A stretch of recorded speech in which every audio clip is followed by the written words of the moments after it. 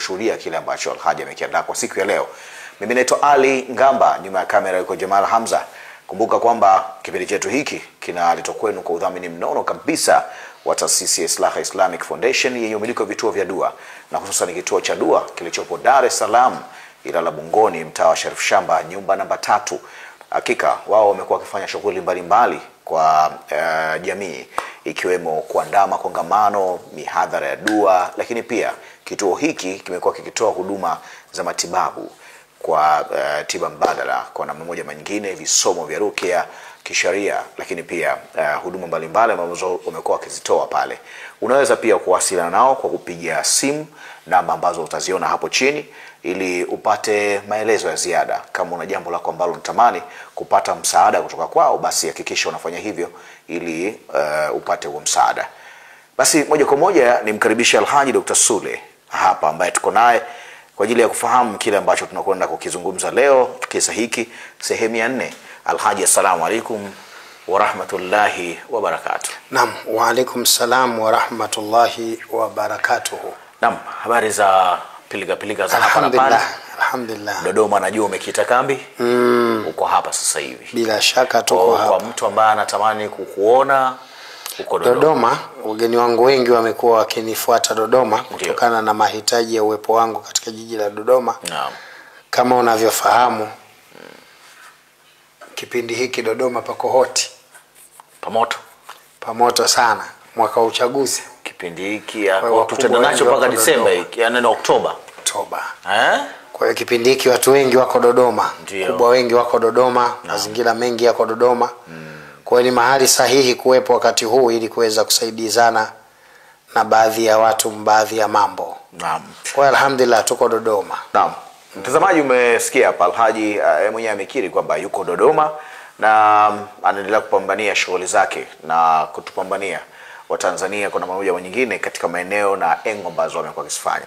Alhaji, kama ambavyo nimemjuza mtazamaji mwanzoni kabisa hapa, tumekuwa tukiangazia kisa cha Isra na Miraj, ambapo tumeangazia sehemu mbalimbali, maeneo tofauti tangu tumeanza, lakini tunaenda kutazama sehemu ya 4 ambayo nadhani kuna watu wanatamani zaidi kufahamu kulikuwa kuna mambo gani, kulikuwa kuna nini, kilitokea kitu gani. Lakini pia kabla ya hapo tunaweza tukapitisha kidogo kwenye baadhi ya maeneo, alafu tuendelee ili wale ambao wanatufuatilia sasa hivi wapate nafasi kidogo hata kufahamu ABC kwa nini tunaangalia kisa hiki, lakini pia sehemu ya 4 kuna jambo gani. Karibu. Asante. Bismillahirrahmanirrahim. Alhamdulillahi alladhi asra bi'abdihi laylan min al-masjidil haram ila al-masjidil aqsa alladhi barakna hawlahu linuriyahu min ayatina innahu huwa samiun basir.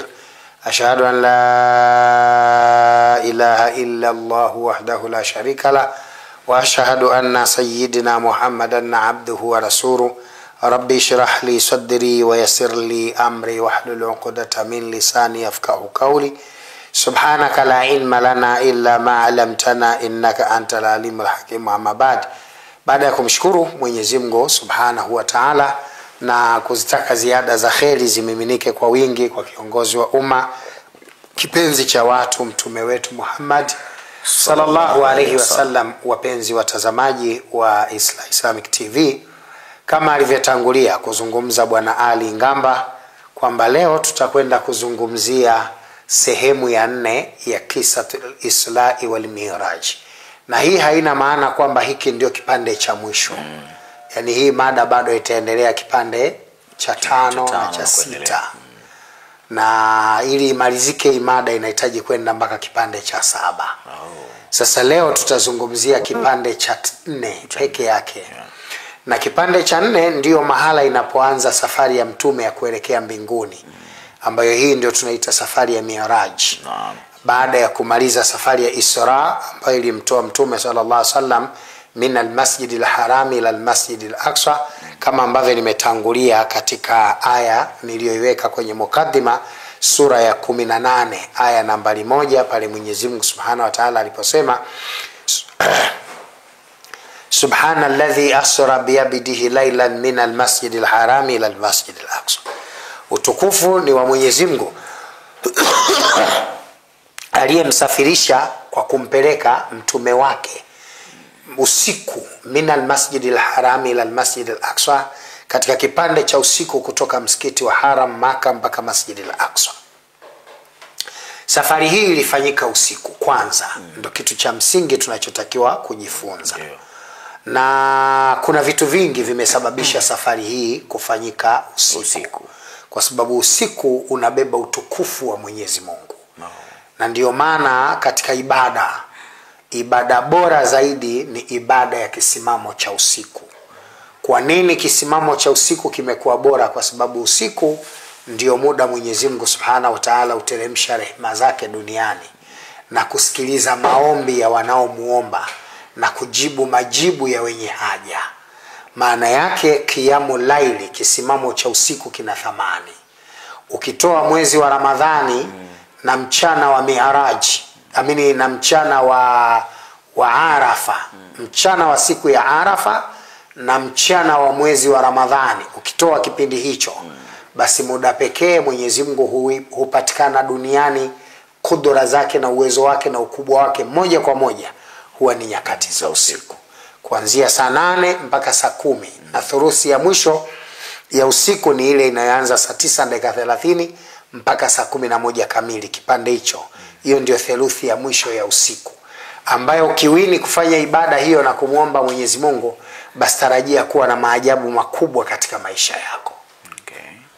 Sasa hata safari hii Mtume alipelekwa usiku, minal masjidil harami, kutoka msikiti wa Maka ila almasjidil aqsa, na ilikuwa ni tarehe 21 mwezi Juni mwaka wa 621. Tarehe 26 mwezi Juni 621. Ilikuwa tarehe 26 Juni 621.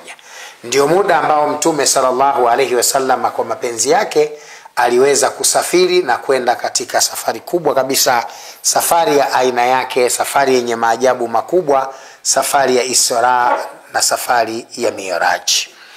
Sasa kwenye safari ya Isra, Mtume sallallahu alaihi wasallam alitoka Maka akaenda Madina, akaenda Masjidil Aqsa Palestina pale, akafika Palestina.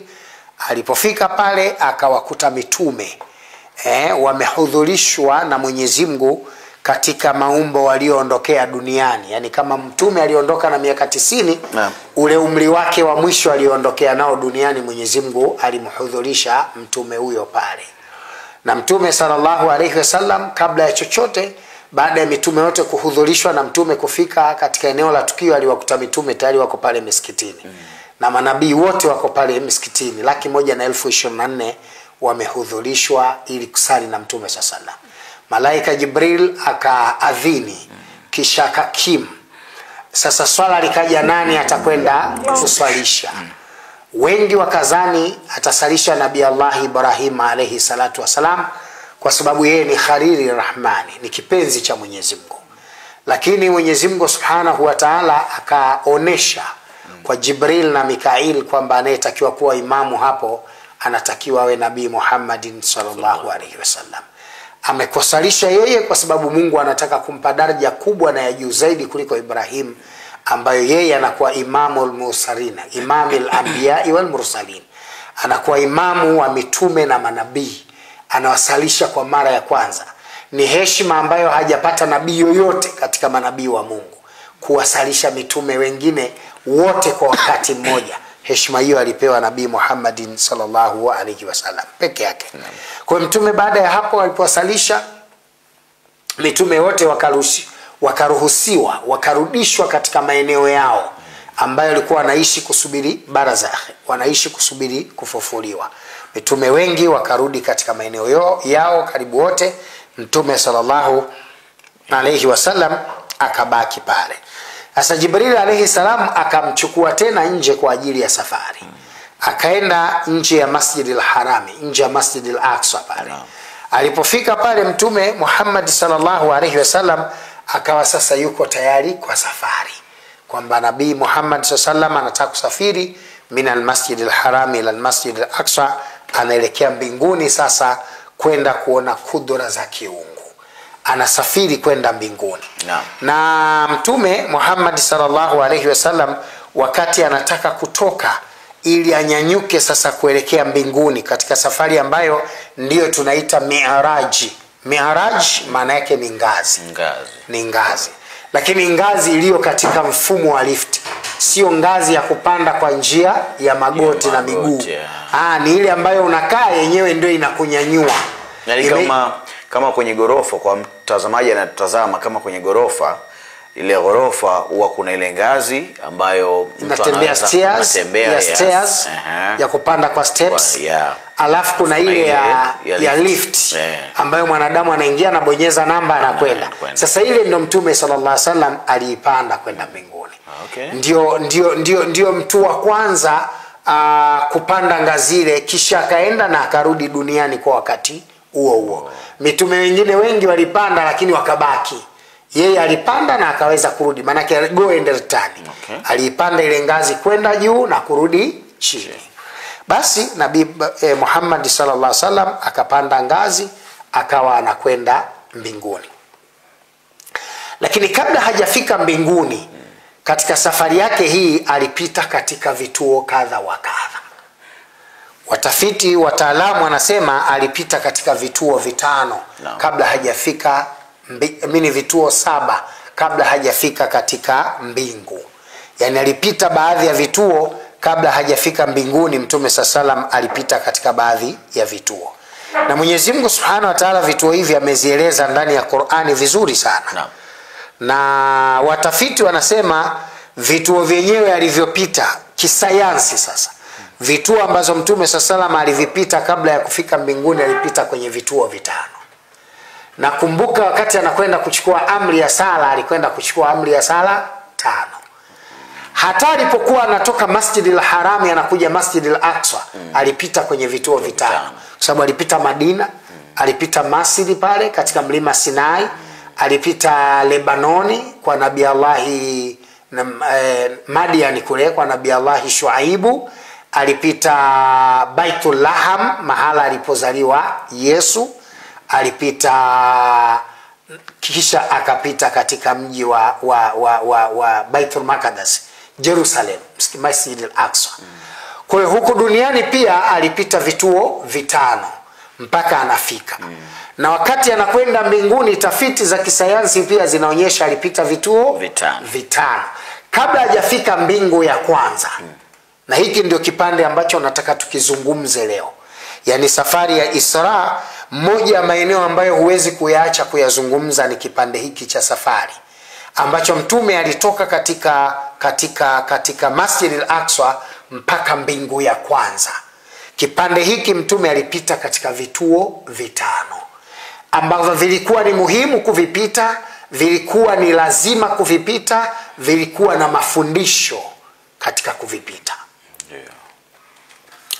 Mwenyezi Mungu Subhanahu wa Ta'ala anasema ndani ya Qur'ani katika sura ya 21 aya nambari 7 kama sikosei.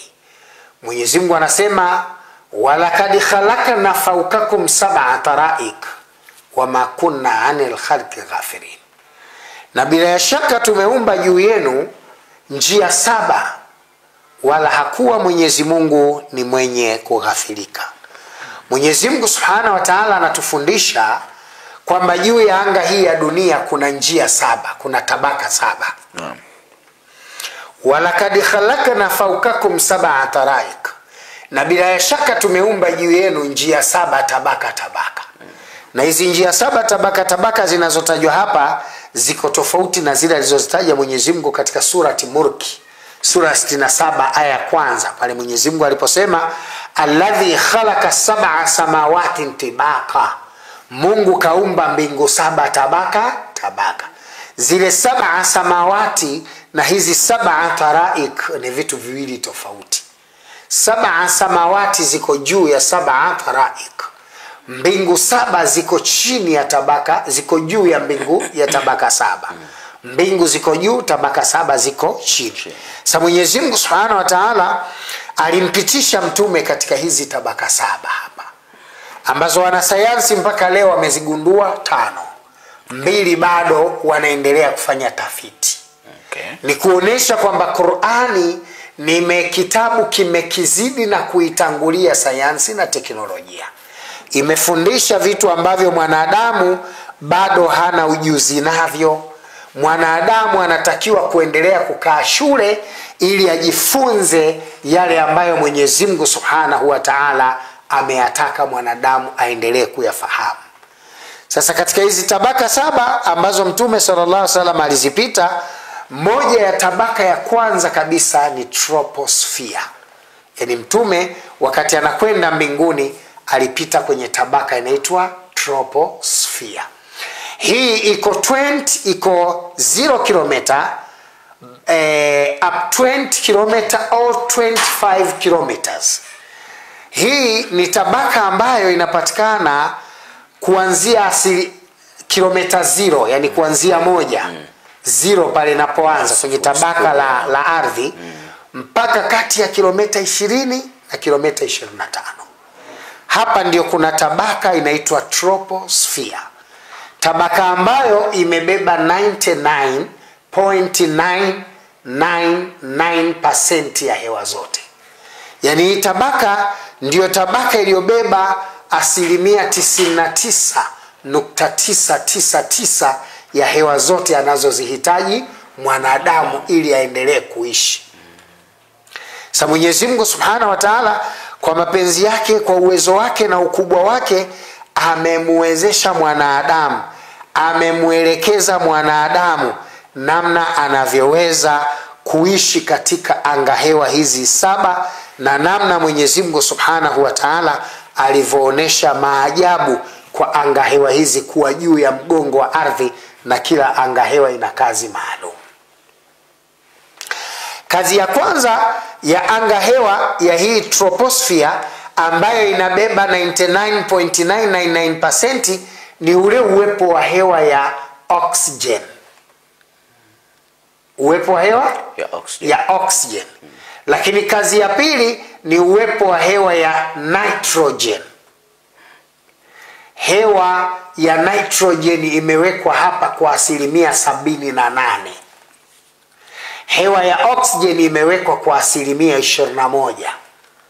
Hewa ya carbon dioxide iko 0.03, na hewa iliyobaki iko 0.07, ambayo inafanya 99.999%. Kwa nini hewa ya nitrogen imewekwa kwa 78%? Imewekwa hivyo kwa sababu dunia isigande. Lau Mungu asingeweka nitrogen kwa wingi kwenye anga hili, dunia ingefikia mahala ikawa barafu, au joto lingekuwa kali mpaka ikarumbujuka, kama vile mshumaa unavyoweka kwenye moto. Sasa Mwenyezi Mungu kuliepusha hilo, akaweka hewa ya nitrogen. 78% ya hewa yote ya nitrogen ipo katika tabaka hili, ili inaweza kusevu na kuilea dunia isije ima ikayayuka au ikaganda ikawa barafu kubwa na kali ambalo huwezi kulivunja hata kwa nyundo. Huyo ndio Mwenyezi Mungu.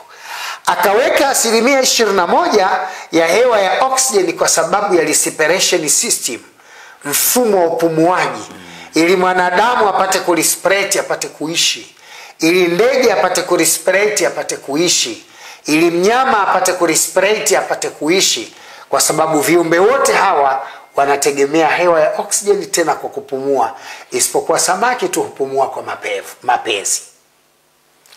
Lakini wanyama wengi na baadhi ya wadudu ambao Mungu ameumba katika maumbile wana sehemu za kupumulia, ima kwa magamba yao, au wanapumua kwa kupitia mapezi yao, au wanapumua kwa kupitia pua zao. Sasa Mwenyezi Mungu Subhanahu wa Ta'ala kwa mapenzi makubwa akatuweka 21% hii ili tupate kurespirate, tupate kupumua sisi. Kwa sababu mwanadamu ili aishi anahitaji hewa ya oxygen katika mgongo wa dunia. Nje ya dunia anaweza kuishi bila oxygen kwa muujiza wa Mwenyezi Mungu. Lakini hapa juu ya mgongo wa dunia lazima aishi hapa kwa kutumia hewa ya oxygen. Kwa nini? Kwa sababu 25% ya hewa ya oxygen ndio inamsaidia, 21% ya hewa ya oxygen ndio inamsaidia mwanadamu kurespirate, kupumua, akafanya damu ikawa safi, yani natural detoxification. Damu ikawa kutoka kwa deoxygenated na kwa oxygenated blood, then mwanadamu anabaki hai na kuishi katika maisha anayoyataka. Lakini kuna 0.3 hewa ya carbon dioxide ambayo nayo ni muhimu sana. Mwanadamu anapopumua oxygen anatoa carbon dioxide. Mimea yenyewe kama mimea, miti na majani, ili zipumue, na zinapumua kama sisi kwa kutumia vinyoleo vyake. Lakini yenyewe Mungu amefanya tofauti. Sisi tunavuta oxygen, tunatoa carbon, mimea inatoa carbon, inavuta oxygen. Yani inavuta oxygen, inatoa carbon. Amini inavuta carbon, inatoa oxygen. Kwa sisi tunapewa oxygen kutoka kwa mimea, na sisi tunaipa mimea carbon dioxide. Kwa hiyo imewekwa hewa ya carbon dioxide 0.03, lengo ni kuisaidia mimea iendelee kuwa salama. Lengo ni kuisaidia mimea iendelee kupumua. Lengo kuisaidia mimea iendelee kusurvive, kuishi. Kwa sababu kama isingekuwepo hewa ya carbon dioxide, mimea pia isingeweza kuishi. Mimea ingekufa. Lakini naona kama kuna asilimia chache sana kutoka kwenye upande wa carbon. Chache ni ile tunayozalisha sisi. Lakini Mwenyezi Mungu ana vyanzo vingine vikubwa vya kuongeza carbon, ambavyo vyanzo hivyo ndio vinafanya mimea iendelee kustawi. Na mmea kusingekuwa na carbon usingestawi. Umestawi kwa sababu iko carbon. Sasa Mwenyezi Mungu Subhanahu wa Ta'ala akaweka hizo hewa katika mfumo huo. Hiyo ni tabaka ya kwanza ambayo inaitwa troposphere. Juu kidogo ya tabaka hii kuna tabaka inaitwa stratosphere. Stratosphere ni area ama anga inayosaidia mawasiliano. Tunaweza tukapaita communication zone. Yani hapo tunaweza tukapaita communication zone. Yani ni zone ni nini? Ni ukanda wa mawasiliano. Hapo tunaweza tukapaita ukanda wa mawasiliano. Kwa sababu gani? Stratosphere ndio mahala ambako zile waves system zinazodaka taarifa za radio, TV, simu za upepo na kadhalika zinafanyika katika eneo hili. Lau Mwenyezi Mungu asingeyumba tabaka hii, kusingekuwa na mawasiliano yoyote ya simu unayoyajua leo.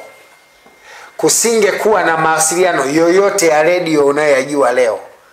Kusingekuwa na mawasiliano yoyote ya TV unayojua leo. Na mfano wa vitu vya hivyo usingekuwepo kama Mungu asingeiweka stratosphere. Ameiweka stratosphere ili kusaidia mwanadamu apate fursa ya kupata mfumo wa kimawasiliano na kuyatambua mambo yanayofanyika upande wa pili wa bara, dunia au eneo alilopo, na kujiridhisha hali ya usalama na ubora wa eneo lile na kujifunza mengi. Sasa Mwenyezi Mungu Subhanahu wa Ta'ala ameweka tabaka inaitwa stratosphere. Baada ya stratosphere juu yake kuna tabaka inaitwa mesosphere. Hii nayo ni tabaka na ni tabaka muhimu sana. Mesosphere ndio tabaka ambayo inafanya kazi ya kuzalisha vimondo, na ndiyo eneo ambalo vimondo vinakwenda kuzuiwa.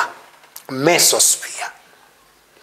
Eneo hili ni muhimu sana, na wengine wanakubaliana kwamba mesosphere na thermosphere ni tabaka zilizo karibu karibu.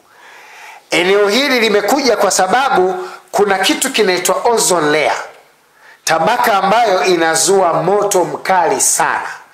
Kitabaka kilichopo baina ya stratosphere na troposphere.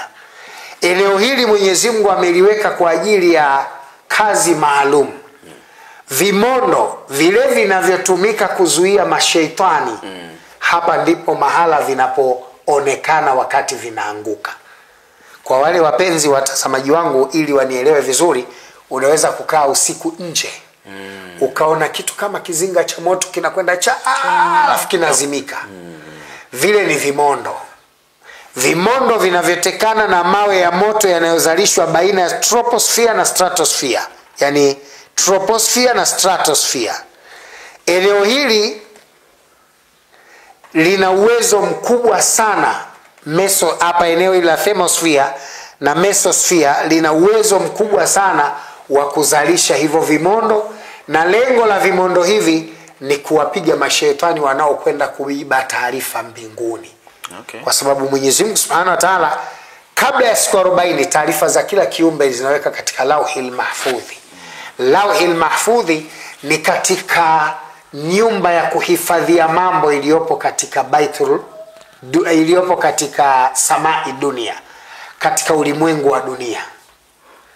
Eneo hili kuwekwa siri. Hata Qur'ani ilipoteremshwa ilishushiwa hapa kwa mara ya kwanza baada ya kutoka kwa Mwenyezi Mungu Subhanahu wa Ta'ala, ikashushwa pale, ikawekwa kwa muda. Halafu Mtume sasa akawa anapelekewa aya za Qur'ani vipande aya kulingana na matukio yalivyokuwa yanatokea.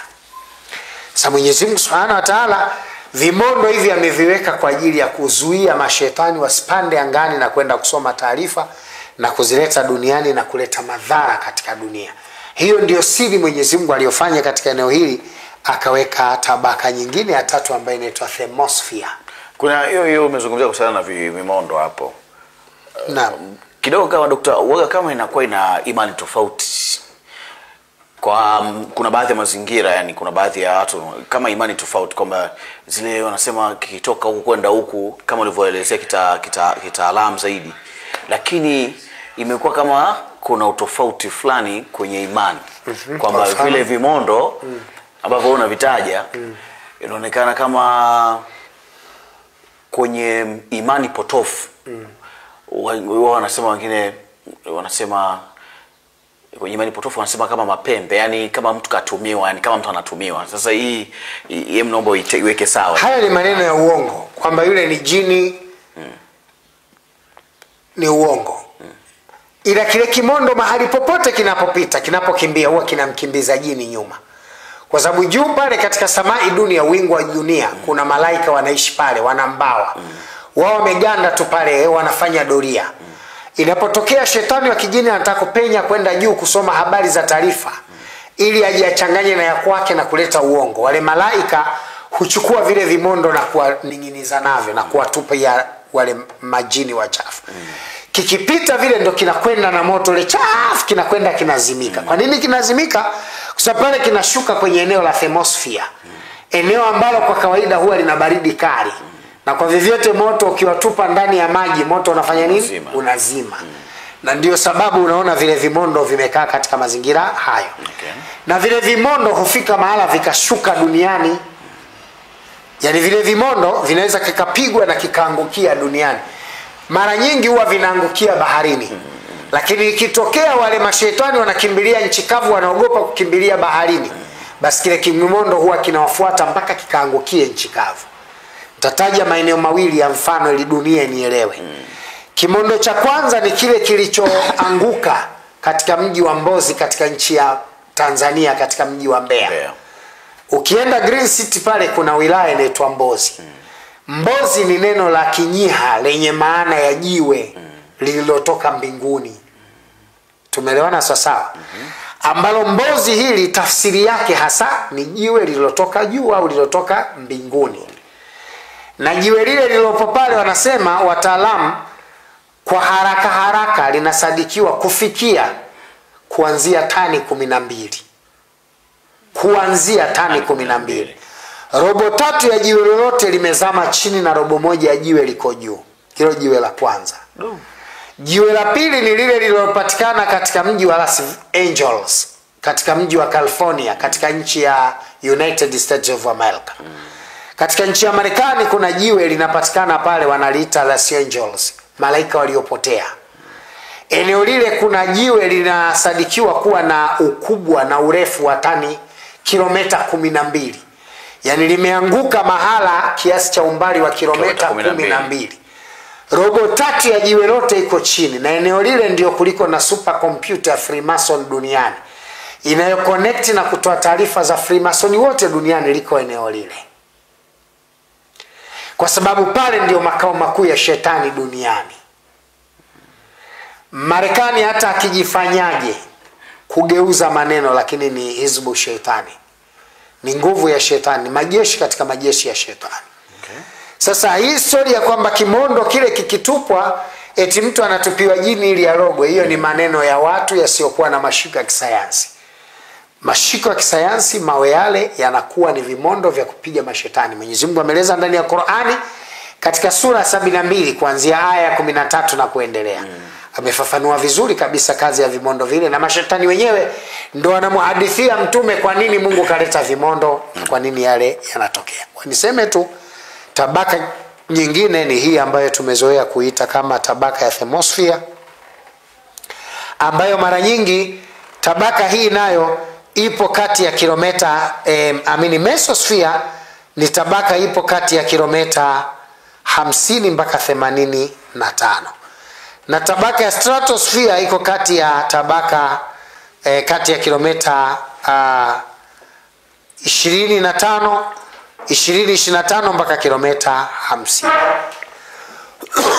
Na hiyo ukisema kilomita hizo unamaanisha kwa maana kutoka kwenye level ya ardhi, usawa wa ardhi. Kutoka usawa wa ardhi mpaka kilomita 20-25 kuna troposphere, ambao ni kutoka chini sasa kwenye usawa wa ardhi kwenda juu mpaka kilomita 25 kuna troposphere. 25 mpaka 50 kuna tabaka inaitwa stratosphere.